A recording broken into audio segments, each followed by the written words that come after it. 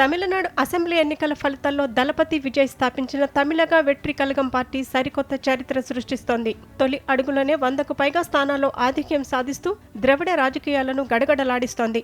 అయితే ఈ గెలుపు జోష్లో టాలీవుడ్ నిర్మాత బండ్ల గణేష్ చేసిన ఒక ట్వీట్ ఇప్పుడు 2 రాష్ట్రాల్లో హాట్ టాపిక్గా మారింది.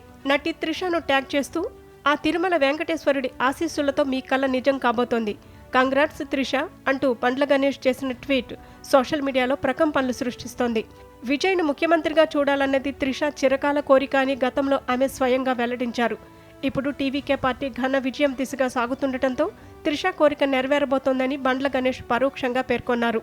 మరో ఆసక్తికరమైన విషయం ఏమిటంటే, ఎన్నికల ఫలితాల రోజే త్రిష పుట్టినరోజు కావటం, ఈ శుభ సందర్భంలో ఆమె తిరుమల శ్రీవారిని దర్శించుకోవటం, అటు విజయ్ పార్టీ దూసుకుపోతుండటంతో అభిమానులు పండగ చేసుకుంటున్నారు. త్రిష ప్రార్థనలు ఫలించాయి, విజయ్ విజయంలో త్రిష పాత్ర కీలకం కాబోతోంది అంటూ నెటిజన్లు కామెంట్ల వర్షం కురిపిస్తున్నారు.